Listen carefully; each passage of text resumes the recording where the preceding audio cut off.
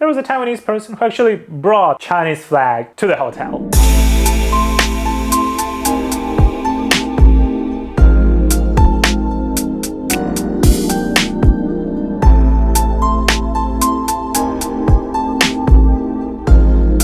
You get what you've asked for.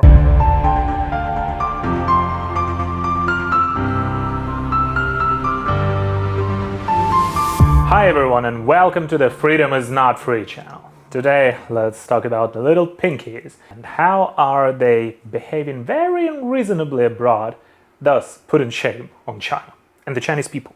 So I want to share a couple of videos with you today. Let's look at this one first. 因为中国人，我怕你们吗？我告诉你啊，因为中国人怕你们吗？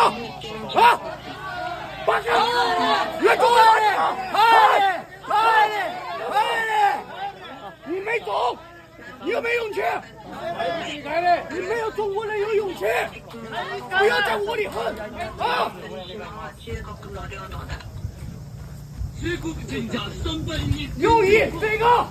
So you see the whole thing is happening in Japan and it's next to Yasukuni Jinja, a shrine in Tokyo that commemorates Japanese soldiers and warriors that fought for Japan for all the time. And here is that little pinky who doesn't speak Japanese at all. He brought a speaker, blasting some anti-Japanese and pro-China stuff, and also harassing the people around him, screaming at them, almost fighting with them, but fortunately there was a police officer who took him away. I speak Japanese and I understand it, and the thing that's blasting from his speaker is basically saying that Senkaku Islands and Taiwan should belong to China. And then he starts screaming in Chinese and saying that Japanese people are nothing, Chinese people are brave, and Japanese are cowards and stuff like that. Basically acting like a crazy person. Well, first of all, Taiwan is not a part of China, never belonged to China. The CCP tried to attack and occupy Taiwan multiple times, but they failed, and no matter what they say, it's pretty unreasonable. And that kind of rhetoric that they use against Taiwan, saying that in ancient times it used to belong to China, which is also not very true. Some of the empires that used to control China, like Ming Empire or Qing Empire, they used to have some settlements in Taiwan, but they didn't control the entirety of Taiwan. And now Taiwan is an independent country with its own military, with its own functioning government, with its own visa policy. Whenever you go to Taiwan, you will never see any of the 5-star red Chinese flags.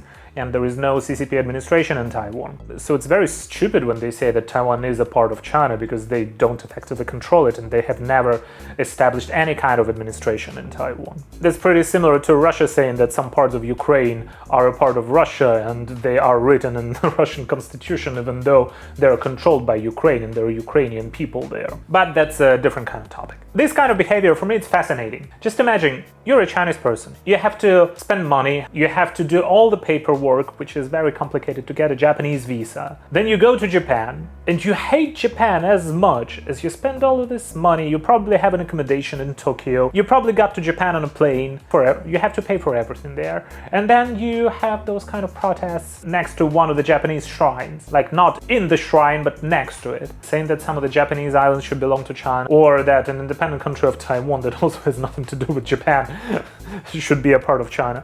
I think that's kind of wrong place for you to protest. If you want the Chinese government to take control over Senkaku or over Taiwan, you should protest on Tiananmen Square or next to Zhongnanhai, basically where Xi Jinping sits. Xi Jinping, you're nothing, you're worthless, you don't even dare to take Taiwan or take the Senkaku Islands that are smaller than Taiwan. The only thing that you can do is pay with your own money and go to Japan and protest. For what kind of purpose? To make the Japanese people annoyed? Then yeah, you've probably achieved that. And what else? I think Japan only benefited from your money paid to a Japanese air company and then for your accommodation in Tokyo. Next time go to Beijing and protest there. And then there is another one, which also is a good one.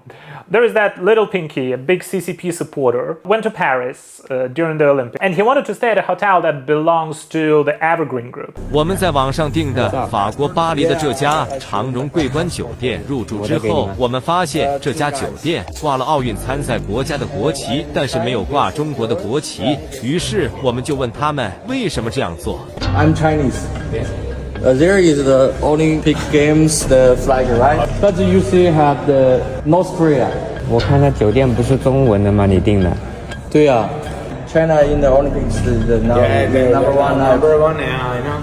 But there's no flagger in here. That's a shame, I know. That's a shame. Yes, I know. 那它都是中文的酒店，它都不挂我们国家国旗。This Chinese hotel? It's a Taiwanese. It's a Taiwanese. Taiwan? Taiwan #1. Taiwan hotel. Yeah, it's a Taiwanese. 台湾不是中国吗？那它的都是台湾的，它怎么可能没有中国国旗嘛？ Sorry, sir. You can tell you manager. Like this size, the flag we have China. You can put on here. Unfortunately, I can't do that. 提醒您，酒店的装饰或布局选择属于公司的管理和领导的权利。他没有。意思就是说，他不挂中国国旗是他的权利。The Evergreen Group is a very big Taiwanese group of companies. They own an air company called EVA Air. They also own the freight company called Evergreen. And they're also hotels. So he arrived at the hotel, paid a lot for the hotel. It's like 500 euros a night. I cannot afford that kind of hotel, to be honest.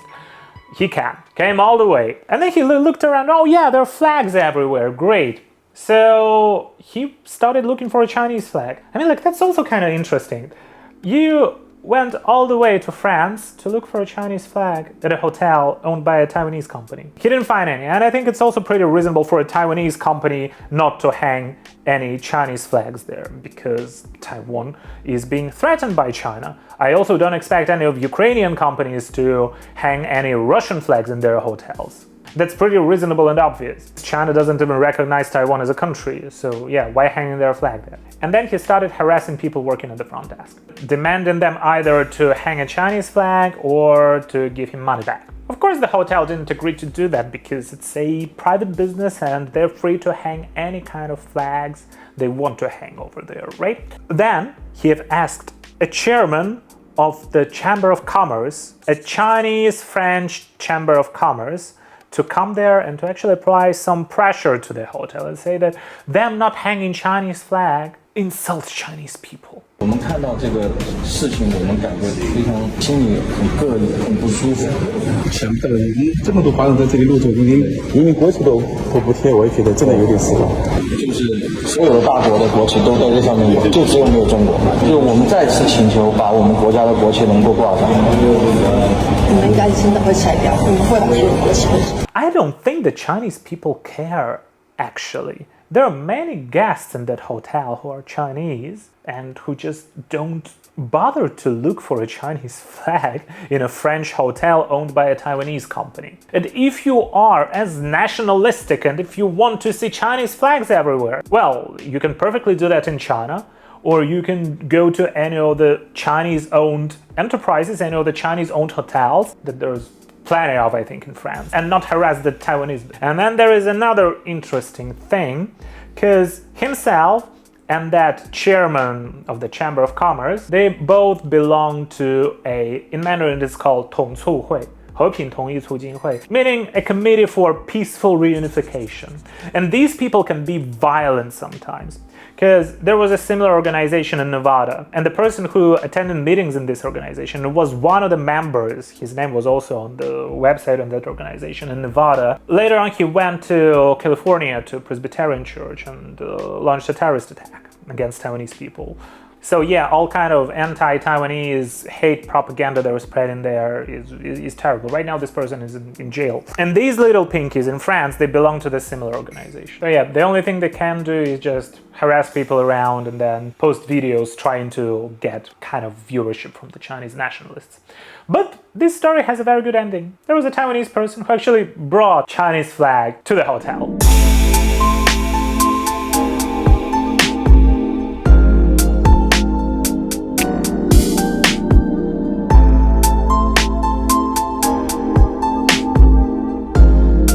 You get what you've asked for. So what do you guys think about the whole situation of demanding them to hang Chinese flags? And last but not least, I also wanted to share with you videos, how do those little pinkies view international politics? There are many different platforms with short form video. Probably you all know TikTok or Douyin in China, but there is also Watermelon, Bilibili, which actually is just a stolen Nico Nico, like a similar functionality of a Japanese platform, but translated into Chinese. And then there is Kuaishou, There are also others. So you can watch short form vertical videos pretty much all over Chinese internet. It's very popular. And there are also political shows on those platforms. So right now, Ukraine's counteroffensive is extremely successful. Ukraine managed to get into not only Kursk region in Russia, but also into Bryansk and to Belgorod. Russia is a very bad situation because they've got no one to fight with anymore. They're sending conscripts who didn't volunteer to fight on the war, that are just serving their 1-year military service, which is mandatory in Russia. Of course, their parents are also not very happy of them being sent to the front lines. And Putin doesn't want to bring anyone from the Ukrainian territory that he unlawfully occupied because he's afraid that he will also lose that. But China decided to double down on cooperation with Russia, and right now on those political shows on platforms like Kuaishou or Douyin, there are many short videos saying that Putin is a threat to the whole Western world and that China, if China wants to defeat the West, they have to stand together with Putin. 俄罗斯出大事了！就在近日，俄罗斯总统普京做出了2个震惊世界的决定，每一个决定都让欧美感到措手不及，每一个决定都是俄罗斯在全方位的帮助我们东方大国反超欧美。第一个决定，俄罗斯明确表示了未来将与东方大国在军事领域展开全面合作，合作一旦展开，东方大国的军事实力将更上一层楼。第二个决定，俄罗斯向东方大国大批的进口高端芯片和金属铝。消息一出，老美着急了。And that China should start selling weapons to Russia if the United States continues providing weapons to Taiwan. 俄罗斯突然宣布，美国如果再向台湾出售武器，中国或会向俄罗斯提供武器。到底怎么回事呢？您点亮右侧图标，听德林说。中国把台湾看作中华民族复兴过程当中一个必须解决的问题，是我们核心利益当中的核心利益，是红线也是底线。我们国家反复强调这一点，可是美国却蹬鼻子上脸，不断向台湾出售武器。Well, first of all, China has been providing a lot of resources to Russia, and I have doubts that they might be selling weapons to Russia already, because they are very similar. The weapons that both of these countries used are produced by the Soviet standards, and the border is basically not controlled by any of the third-party states that can actually monitor what kind of products go from China to Russia and back again. Before the war even started, people were speculating how strong Russian military is and how much do they produce and how are they proud of selling their weapons to India, to China, to African countries, basically to anyone willing to pay, as they have surplus of weaponry. After Russia attacked Ukraine, they not only lost a lot of people, much more than the US lost in Vietnam or Russia lost in Afghanistan. They're also out of weapons right now. There was a joke on the Ukrainian internet saying that the biggest provider of weaponry to Ukraine is Russia because they just drop everything and run away. And Chinese little pinkies trying to whitewash their government are not saying that, oh my god, look how bad is the situation in Russia, as they have to buy weapons from us. They say, yeah, right now China can help Russia if the US keeps on helping Taiwan. I think that also shows how bad the situation in Russia is. Then there's also that video, it's also pretty interesting. 重磅消息，俄罗斯梅德韦杰夫向美国发出警告，如果美国继续煽动对俄罗斯的敌意，俄罗斯或会考虑介入美国的内政纷争。这种策略直接触及了美国的痛点。自南北战争以来，美国本土一直保持着和平，但如果爆发内战，美国将无法再分心在世界各地煽动冲突了。So basically she implies that Russia should do everything to start civil war in the United States. Well, probably this person doesn't understand the whole demographic and political situation in Russia, because Russia doesn't have resources to do that. It's a very poor country with very bad standards of living, with very bad infrastructure, and actually with a very outdated and bad military. We see that during their invasion in Ukraine. Russia is also on the verge of a civil war because it's a colonial empire with most of its territory actually belonging to some people, some indigenous peoples that used to live there. And they're sending those people whose territories they occupy, especially in Siberia, especially in the Far East or in the Caucasus, they send them on the front lines. And of course those people are also not happy about it. And Russia is on the verge of a civil war. And it also has a very big demographic problem because men are dying and are dying out, either from alcohol or dying on the front lines. It's a very unbalanced society and a very poor one. They're still trying their best to disrupt and to make people in the West fight each other instead of actually deterring countries like Russia and China. So yeah, it is interesting how China, which is trying to portray itself as a middle ground country, not interfering in the others' affairs, how they support the United States having a civil war. And don't tell me that these are just private opinions of the people who made this video. No, China's internet is controlled strictly.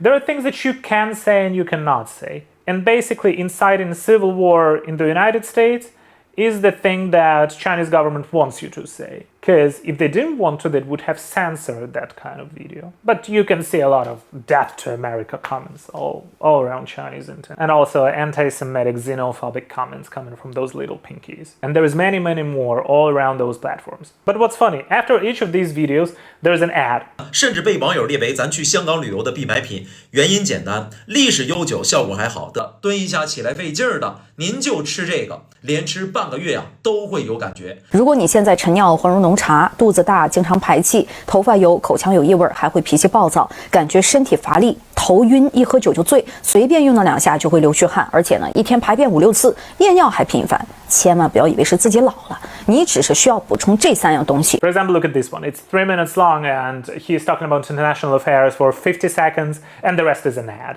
So what kind of things do they advertise there? Which is also interesting. It's either erectile dysfunction related or back pain related. So basically most people who are watching this kind of content and are thinking how great is China, how big and amazing, large, huge. They like using the word great like every time. 伟大 or 大 or big country. 伟大伟大伟大伟大伟大伟大伟大伟大伟大伟大伟大伟大伟大伟大伟大伟大 They're so obsessed with big things. Probably it is related to the health issues that they're having. You know, people tend to overcompensate. So, thank you for watching. If you like the video, please press like, subscribe and share. This is Stan. I see you in the next one. And remember that freedom is not free.